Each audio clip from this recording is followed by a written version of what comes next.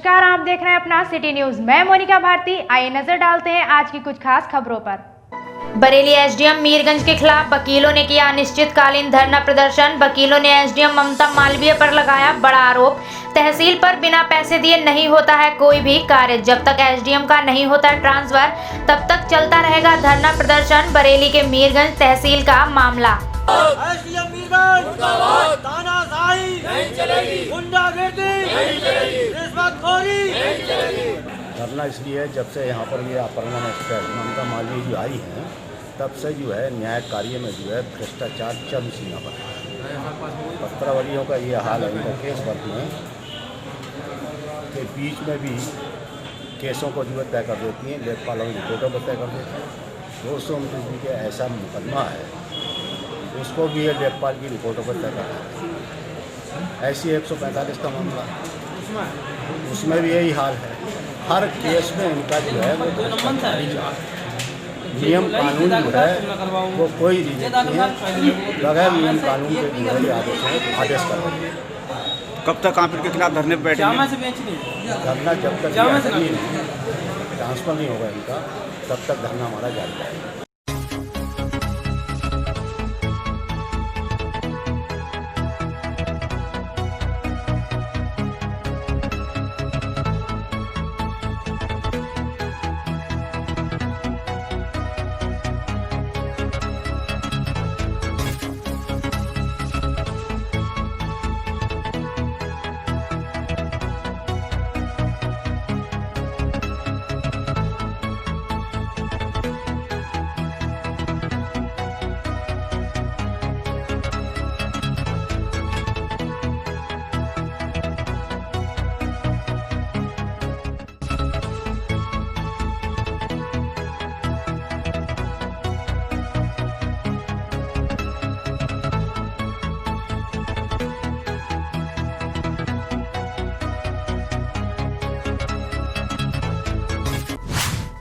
आज जिला अधिकारी जी को दिया गया ज्ञापन में नगर निगम के अधिकारियों की शिकायत की गई कि गैर कानूनी तरीके से गरीब बस्ती को उजाड़ना चाहते हैं। नगर निगम आयुक्त नगर निगम की ओर से भेजा गया नोटिस जिसमें 3 दिन के अंदर बस्ती खाली कराने के लिए कहा गया। रेलवे जंक्शन के बराबर में सराय है। सराय में गरीब तबके के लोग रहते हैं। वहाँ लोग नगर निगम को बरसों से किराया दे रहे हैं। कोई 50 साल से तो कोई 70 साल से रह रहे। सर्दी के मौसम में नगर आयुक्त ने फरमान जारी कर दिया है। महिलाओं का कहना है हम अपने बच्चों को लेकर कहां जाएं? नगर निगम हमें घर से बेघर करने जा रहा है। हम लोग धरने पर बैठेंगे। हमने धरने का नोटिस दे दिया है। समाज सेवा मंच के अध्यक्ष समाज सेवी नदीम शमसी ने कहा इस भयंकर सर्दी में नगर निगम के अधिकारी महिलाओं और बच्चों को परेशान ना करें। आज विधवा महिलाएं घर से बेघर होने के डर से रो रही थी। मंच का प्रतिनिधि मंडल जल्द ही महापौर से मुलाकात करेगा और इन सब की मदद के लिए कहेगा। मेरा नाम नीलम आहूजा।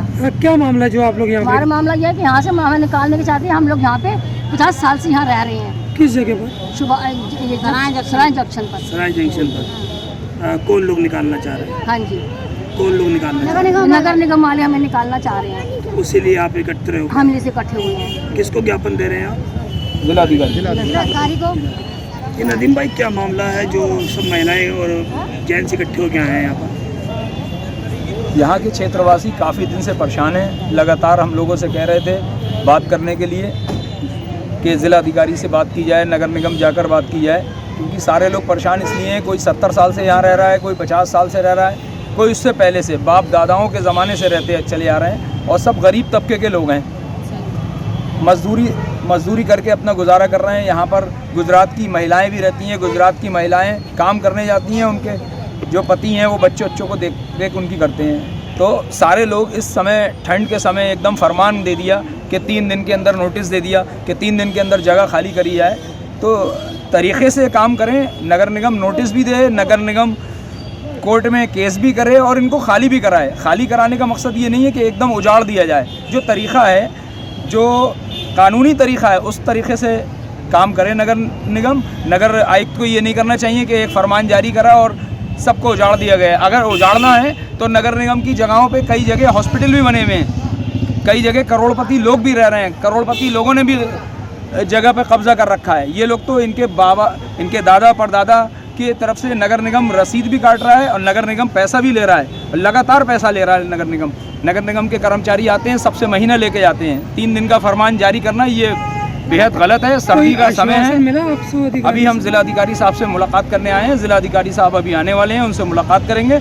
और इन गरीबों को इस ठंड में उजाड़ना ये कोई मकसद नहीं है। दूसरी बात ये, नगर निगम के जो संविधान है नगर निगम का, उसमें लिखा हुआ है गरीबों को बसाने के लिए है नगर निगम। नगर निगम का ये तरीका नहीं है कि गरीबों को उजाड़ दिया जाए। सब परेशान हाल लोग हैं। अगर ये उजाड़ने की बात करेंगे तो अनशन, कृमिक अनशन भी होगा, आमरण अनशन भी होगा। और ये सारे लोग अनशन करने के लिए तैयार हैं। इसकी सारी जिम्मेदारी नगर आयुक्त की होगी। ऐसे नगर आयुक्त को यहाँ से हटाया जाए जो उत्पीड़न करें। महिलाओं का उत्पीड़न हो रहा है यहाँ, बच्चे सब परेशान हैं, सारे लोग परेशान हैं। लगभग कितनी संख्या में लोग होंगे? ये कई सौ लोग,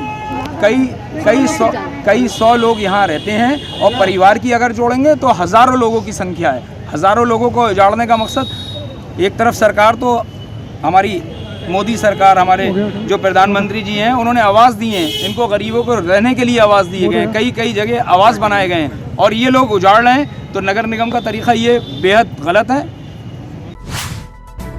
फैजान नियाजिया वेलफेयर सोसाइटी ने किया कैलेंडर का इजरा।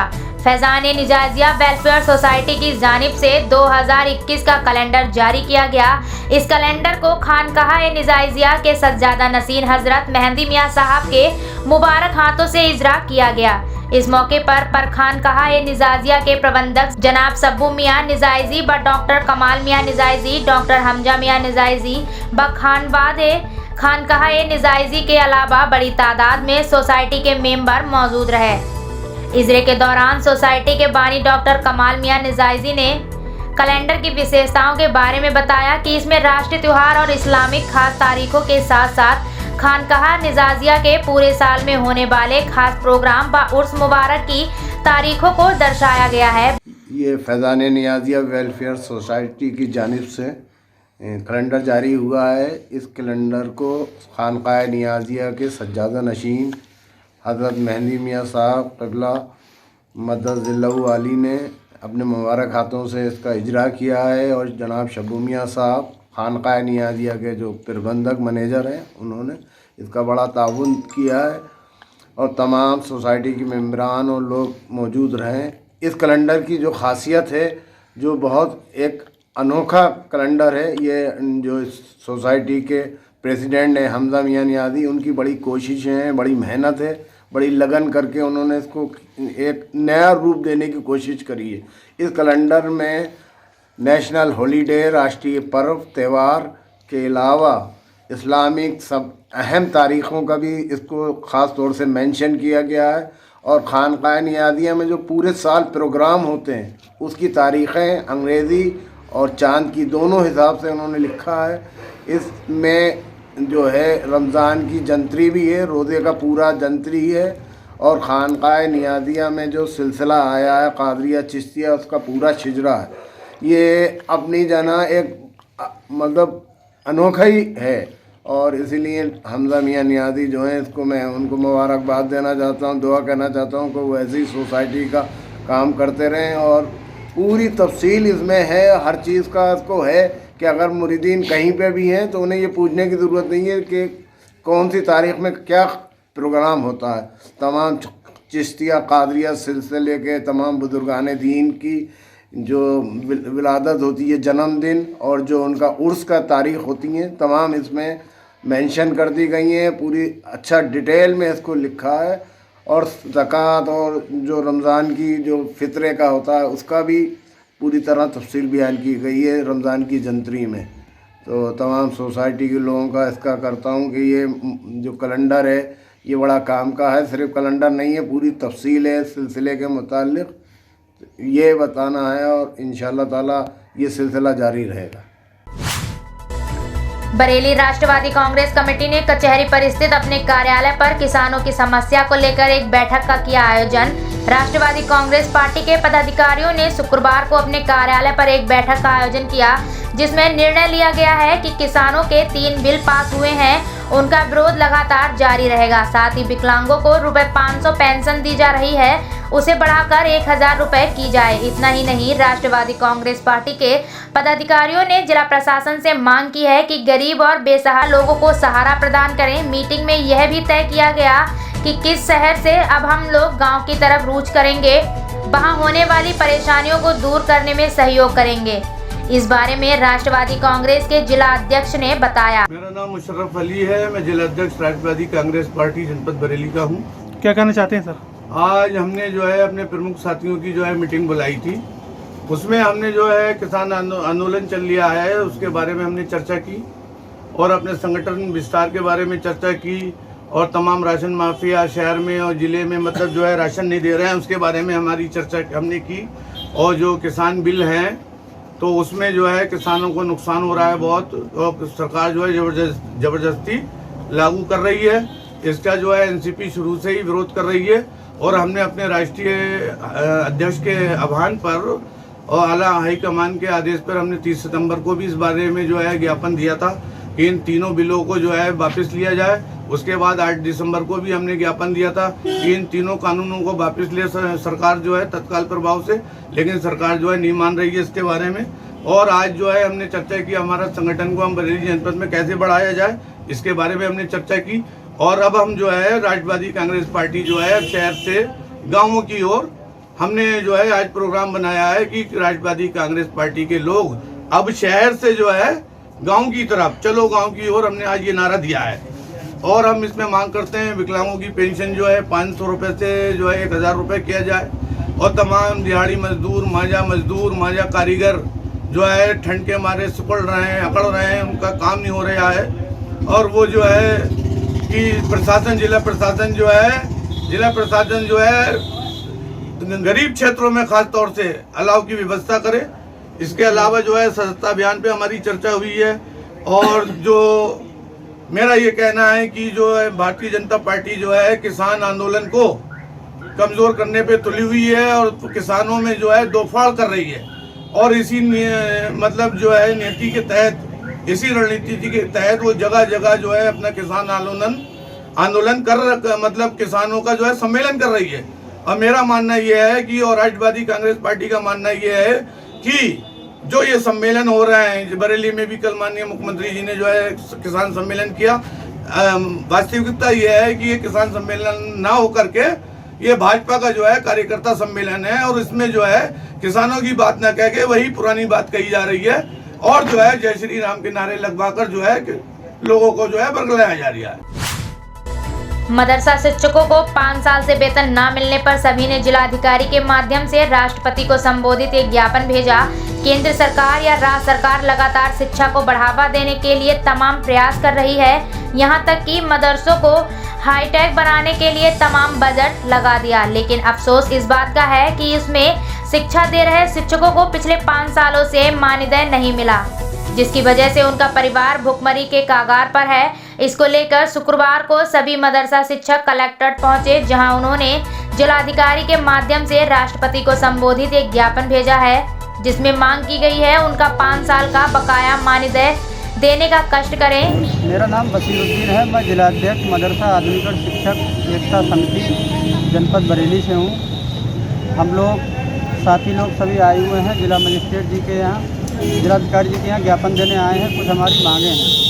हम लोग मदरसों में पढ़ाते हैं, 5 साल का हमारा 5 साल का वेतन बकाया है। हम लोगों को केंद्र सरकार 12,000 रुपये, राज्य सरकार 3,000 रुपये देती है, लेकिन अफसोस ये है कि हमको तकरीबन 5 साल से केंद्र सरकार ने कोई पैसा नहीं दिया है। और हम आपके चैनल से, आपके माध्यम से, आपके चैनल के माध्यम से ये प्रधानमंत्री जी के लिए और शिक्षा मंत्री जी के लिए, अल्पसंख्यक कल्याण मंत्री जी के लिए और मुख्यमंत्री महोदय उत्तर प्रदेश सरकार के लिए हम लोग ज्ञापन देने आए हैं।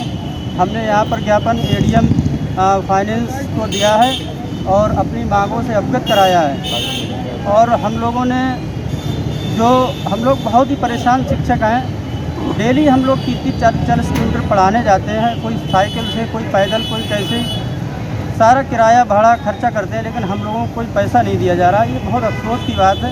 हम आपके चैनल के माध्यम से बताना चाहते हैं कि इसी दिसंबर माह में हमारे तकरीबन 6-7 शिक्षक साथी जो हार्ट अटैक का शिकार हुए हैं, हार्ट अटैक से मरे हैं, वो लोग, उनकी मृत्यु हुई है। उसमें उमानाथ जी बलरामपुर के हैं, तरन्नुम बेगम है कुशीनगर की, और 2 शिक्षक और हैं। और बाकी तो अगर देखा जाए कि हम लोगों को 5 साल से तनख्वाह ना मिलने की वजह से तकरीबन सिर्फ उत्तर प्रदेश में 60-70 शिक्षकों की मृत्यु हो चुकी है। ये कितनी एक सोचनीय विषय है, कितना गहरा मुद्दा है कि जो है सरकार हम पर ध्यान नहीं दे रही। हम शिक्षक आए, हम पढ़ाने वाले लोग हैं, अगर हम शिक्षा दे रहे हैं, पढ़ा रहे हैं, तो हमको हमारा मेहनताना तो देना चाहिए। उनके लिए क्या मांग की आप? जिन लोगों की मृत्यु हो गई है उनके लिए क्या मांग? उन लोगों के लिए ऐसा है, हम लोगों ने उनको आर्थिक सहायता दिलवाने की मांग की है और लखनऊ लेवल पर भी बात की है, लेकिन कुछ हुआ नहीं ना। उन लोगों के लिए कोई घर पर कोई अधिकारी, कोई कर्मचारी पहुंचा है, सांत्वना देने तक कोई नहीं पहुंचा है, जबकि अधिकारियों को जाना चाहिए, क्योंकि उनके जो शिक्षक जो मृत्यु का शिकार हुए हैं उनके घर, वो भी पढ़ाते थे, लेकिन उनके घर पे कोई भी ऐसा नहीं है उनके अलावा जो घर का खर्चा चलाए। अब वो बिल्कुल परेशान हाल है। उनको सरकार को चाहिए कि जो है उनको आर्थिक सहायता दें, उनकी मदद करें, वहाँ घर पे जाएं उनके। पुलिस चौकी के सामने इलेक्ट्रॉनिक की दुकान से हजारों की चोरी को अंजाम दे चोरों ने नवाबगंज पुलिस को दी खुली चुनौती। जिला बरेली के नवाबगंज कस्बे में चौकी से कुछ ही दूरी पर कुछ दिनों पूर्व मदरसे की दीवार काटकर शराब की दुकान से हजारों की नकदी के साथ ही सोने चांदी के आभूषण चोरी कर अपनी आमद दर्ज कराई, तो बुधवार की रात्रि पुलिस चौकी के सामने की इलेक्ट्रॉनिक की दुकान का शटर काटकर पुलिस को खुली चुनौती दे दी।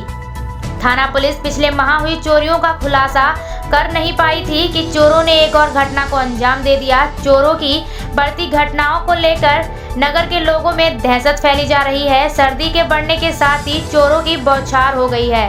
नगर से सटे ग्राम रिछौला किफायतुल्लाह में पुलिस चौकी के ठीक सामने आनंद गुप्ता की इलेक्ट्रॉनिक की दुकान का शटर तोड़कर 25,000 की नकदी व 50,000 से भी अधिक का सामान, LCD व बुफर आदि चुरा लिया। जहां चोरों ने हाईवे किनारे रिछौला किफायतुल्लाह में एक ही सप्ताह में 2 दुकानें काटकर पुलिस को चुनौती दी है। वहीं थाना क्षेत्र के ग्राम हरिचंदनपुर से चोर पूरे का पूरा 25 kV का विद्युत ट्रांसफार्मर ही चुरा ले गए। मौसम सर्द होने के साथ ही बढ़ती चोरी की घटनाओं से लोग जहां आहत, वहीं पुलिस पूर्व में हुई चोरी की एक भी घटना का खुलासा करने में कामयाब नहीं हुई है। प्रेमनगर में भी चोरों ने डॉक्टर विवेक गुप्ता के 2 मंजिल मकान पर चढ़कर छत का जाल काटकर बच्चों की गुल्लक में रखे 30,000 रुपए के साथ 80,000 की नकदी व सोने चांदी के हजारों के आभूषण चुराए थे। डॉक्टर विवेक परिवार सहित एक शादी समारोह में दातागंज गए हुए थे। वहीं 5 दिन पूर्व ही चोरों ने मदरसे की दीवार काटकर इमरान अहमद की सर्राफे की दुकान से लाखों के आभूषण व नकदी चोरी की थी। नगर में बढ़ती चोरी की घटनाओं पर उद्योग व्यापार मंडल अध्यक्ष संजीव गुप्ता ने नाराजगी जताते हुए पुलिस गिरफ्त बढ़ाए जाने की मांग करने के साथ ही इन चोरियों का भी जल्द खुलासा करने की मांग पुलिस प्रशासन से की है। आपका आनंद कुमार गुप्ता। किस चीज़ की दुकान है ये आपकी फर्नीचर और इलेक्ट्रिकल्स। अच्छा, तो आपकी दुकान कटी है या तो कोमल तोड़ा, क्या हुआ है? नकब लगा के क्या हुआ है? कल रात में शटर पीछे वाला हमारी दुकान का चोरों ने मतलब रस्सी डाल के सब्बर डाल के उठाया है, तो उसमें से गुल्लक में से रुपए समथिंग 25,000 रुपये की कैश रकम रखी हुई थी और दुकान का सामान LED और बूफर उठा के ले गए। अच्छा, किस नाम की दुकान है आप? गुप्ता ट्रेडर्स। अच्छा, बैक साइड से हुआ है या फ्रंट साइड से? बैक साइड से हुआ है सर। बैक साइड से हुआ है। बैक साइड में कोई मकान वगैरह बना हुआ है? बैक साइड में मकान है बने हुए, लेकिन पीछे की साइड में है थोड़ा। अच्छा, तो क्या लग रहा है, कोई जानकारी व्यक्ति हो सकता है या फिर कोई? सर वो तो जानकारी मतलब क्या लोकल का ही हो सकता है, क्योंकि वही जान सकता है पीछे शटर है। अच्छा। बाहर का आदमी पीछे शटर थोड़ी देखेगा। अच्छा, पुलिस को सूचना दी है? हाँ, पुलिस को सूचना दी। कितने बजे आई है पुलिस? पुलिस अभी आई थी 9:30 बजे।